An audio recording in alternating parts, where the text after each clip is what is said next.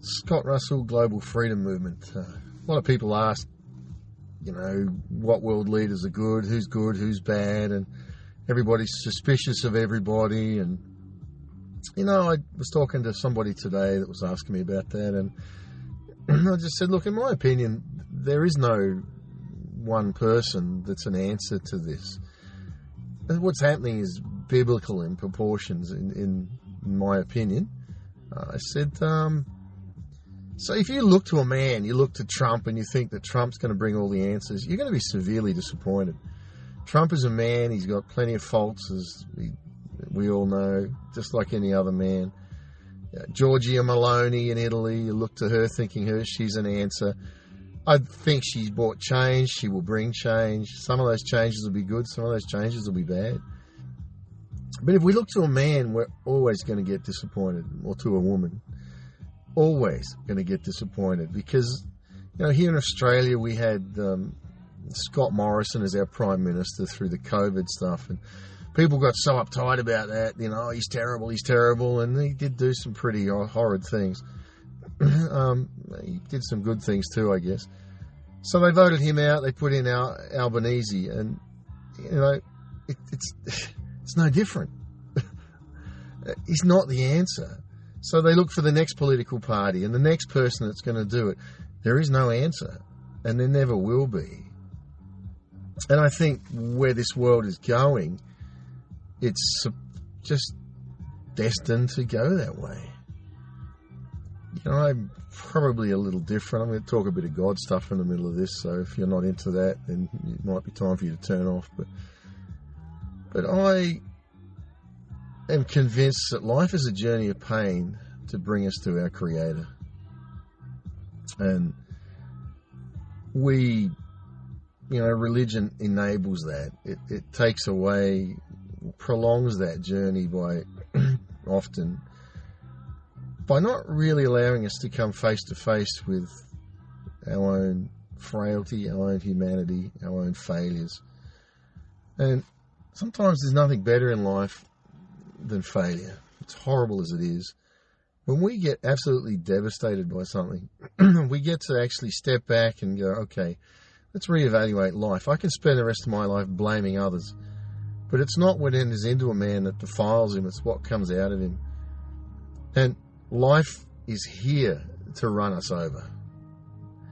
Somebody was asking me today about the meaning of life, and I said, I think the meaning of life is to connect to our Creator, and then once we've done that, to help others. I said, there's nothing else matters. And we're staring down the barrel of our world system collapsing.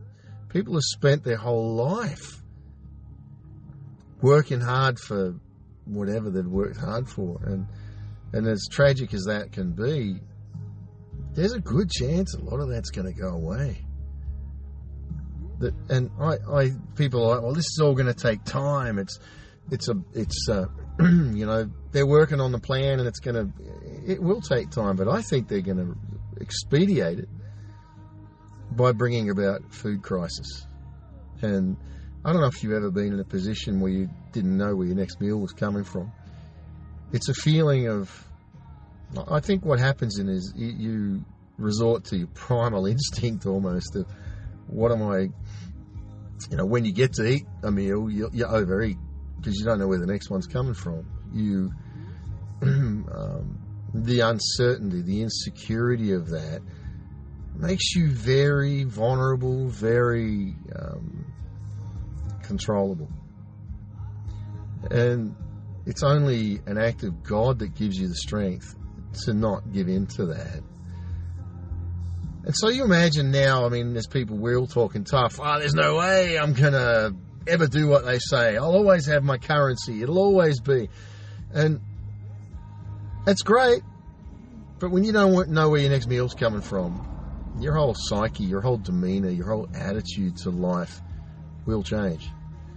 I like what the Bible says. It says everything man does is for his belly. It's so true, isn't it? Everything that we do. People give away the world for their next meal when they're hungry. It just changes the way you think. And I think it's a great time to realize that the global elites have a nefarious and evil plan to bring about food shortages and economic collapse. And when there's food shortages and economic collapse, people are going to be so submissive, so obedient, so subservient to what they're being told to do. And, you know, you can say, well, who's our answer in that? What's our answer in that? And the parts of that I have lived, I found there was no man that was ever my answer. To live not knowing where your next meal's coming from, where you're not going to sleep the next night, and to have a family that you can, have involvement with that. For some people, it would just be tragic. It's very disturbing. And, the Bible talks about, in these end times, man's hearts failing them for fear of what's coming upon them. People are going to get that depression where they're not going to want to get out of bed in the morning. They're going to be so scared they are going to turn to vices. Addiction will go off the charts. Suicide will go off the charts. It wouldn't surprise me if it's a commonplace to see dead bodies in cities, because the scale of them to be picked up will be a lot. And I don't want that. Who in their right mind wants that? But I suspect that that's what we're going to see. So we look and go, well, okay, so even if a Trump or Giorgia Meloni or somebody rose up and said, Bolsanero, there can be pockets in this world of people that are in countries that are trying, but we are to a certain extent, we're in a global world. You can't. We rely on each other around the world for so much. So to all of a sudden just say, well, we're going to go different to everybody else. We're going against the grain. Italy, we're not going to do this anymore. It's virtually impossible. And it would take an incredible momentum of people, which I can't envisage that. The Bible talks about a mark of the beast. It talks about a one world system, an antichrist, one world system. It talks about a man that will rise up, but when you actually look at it, it's saying mankind will rise as one. So as mankind rises as one, wants to eat, will take a mark, people will be saying, well, what's the big deal with a mark? Well, what was the big deal with the needle? Coercion. And as they coerce people to do it, people, not you, hopefully, people will give up their rights, people will give up their freedoms, people will give up all sorts of things because they want to eat. And as they want to eat, and it's going to bring about desperation, and desperate people do desperate things. So the answer, what is the answer? For me, I found it was to connect spiritually. And again, I am not talking about a religious system, because I believe a lot of these systems will fail. A lot of these systems are no different to the globalist World Economic Forum systems and United Nations systems that want to bring in dominance and control. And we're watching a lot of that unwrap even in the religious systems, where they're signing treaties with different religions and things. And so what's the answer? It really is the Spirit, the Holy Spirit in you. Something's sparked in you. Something's different in you. You wouldn't be watching this if it wasn't. That's the answer that they can't take from us. They can't take it. And you'll find that as you're in that, you start to just allow God. You might not use those terms. You might just say, people call it the universe. And I find a lot of people that call it the universe, it's just that they've been abused by religion and they're scared of the words. The words are irrelevant. It becomes a movement, a divine movement inside of each and every one of us.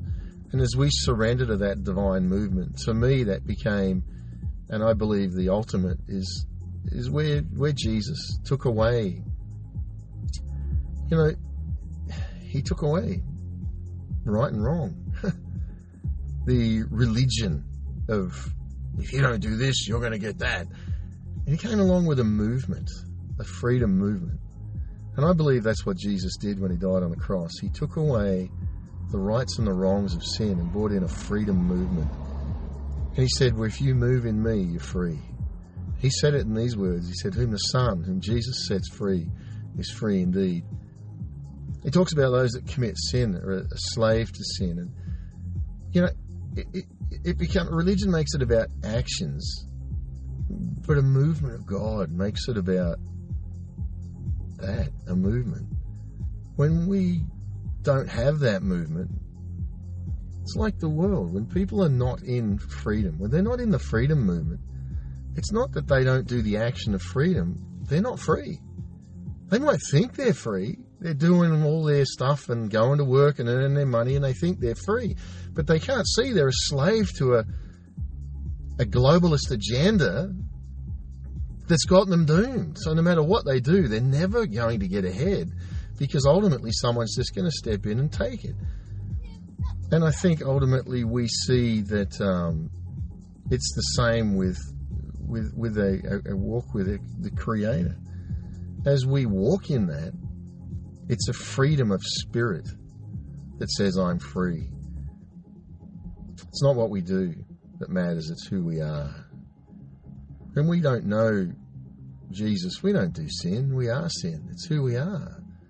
When we know him, when we've had a movement of freedom in our life and we've surrendered our life to him, then again our actions don't matter, because we're not sin anymore, we're righteousness. So even if when I'm righteousness, if I do something that's seemingly unrighteous, it doesn't change who I am. And that's what it was getting at. It's like this freedom thing where he's saying, you can do something, you can go to work, but once you've got freedom in you, you're free. Once your freedom's in you, you'll never give it up. You might do a restrictive action like going to work at 9 o'clock and leaving at 5, and that's restrictive. So now you can say, well, you're not free. No, I'm free. There's plenty of free people going to work 9 to 5 jobs. But they're free on the inside, and the work doesn't define them, it doesn't hold them, it doesn't dictate to them what they have to be, because they're free. And I think it's the same with Jesus. When he came to me, it became, Scott, your actions are irrelevant to me. Surrender and be free. And for me, that entailed just saying, God, I've had enough. I can't. I'm trying these actions. I mean, I was in a relationship where they said, you're not good enough. I want you to be, I want you to be black, so I'd try to be black. I want you to be white, I'd be white. Well, be grey, so I'd be grey, be black, be white, be grey. You're always trying harder to be what that person wants you to be. And in the end, you just say, no more. I'm exhausted. I can't do this anymore.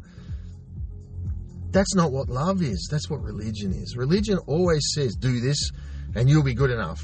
You'll never be good enough in your actions. You will always fail. You'll always fall short of the glory of God. But when we surrender our state of being, and for me it was just saying, Jesus, I don't even know what this means, but I surrender to your love. I feel that love. I feel like I matter to you. I don't want to have that just influence me. I want it to be me. Let's have that romance. Let's dance. I hear your music of freedom, God. I want to dance. And as I danced with that, I did actions that were not, to some would look and say, oh gee, he's not free. I was free. Free on the inside, and that's where we're going with this. It doesn't matter what system comes. It doesn't matter who tells you what you need or you don't need. It doesn't matter what they try to do. When you're free on the inside, whom the Son sets free, you're free indeed. And some of you listening to this, you know. It's not going to some religious system and learning about it. It's following that freedom that's in you. And where's it leading you? Where's it calling you to? What's it linking you with? Follow the peace is like what I like to say. And you, as you follow that peace, it will lead you to your Creator. It'll lead you. For me, it led me to surrendering my life and saying, Jesus, I don't know what this means. The Jesus of the religion of what people are telling me you should look like, I'm not interested in. But I feel you. I know you're there. I feel your love, and I can surrender to that. And as I surrendered to that love, when I walked the impossible situations, I was always taken care of. When there wasn't food, food came. I've written a book on that, some of that journey back when I was in that way of life, transitioned out of religion and into freedom, and a love for Jesus. It's funny, I get church people that I used to be in with, and they religious, man, they're the worst ones at persecuting, because if they can't understand it, if they can't control it, they persecute it. What people can't understand, they'll either isolate from or they'll persecute. And then others will embrace. And let's embrace freedom. Let's embrace God. Let's embrace what He's doing in this world, because I just assure you again, that's the only answer. It's where your answer lies. It's where your peace lies. It's where your freedom lies. You'll still have fear. You'll still wonder what to do. But your answer will arrive. So keep going. Keep going. Follow the peace. And, I pray. It goes beyond words, doesn't it, to a movement. Freedom is not words. It's a movement. Sometimes I put words on that movement, but I follow that movement. And in that, it's like, God, take my life. I surrender it to you in a movement of my heart. I've gone, God, Lord Jesus, forgive me for doing it my way. Forgive me for thinking I was doing right, but it seems to have just messed up. Done my best for people, and some of those people turned around, spat on me and said it was horrible, and I was doing my best. And life's a journey of pain to lead us to God. Once we find God, to me, pain is just a symptom of where God's not in my life. If I'm feeling pain, it's because Scott's in control, instead of letting that lovely flow of freedom be there. So, some people run off to Eastern religions, or run off to religion, or run off to whatever. And ultimately, those things are just quick fixes. There's no lasting state of being. And the lasting state of being of freedom is when we surrender. Surrender your life. Because some hard times are coming, but they're going to be good for you because you've surrendered.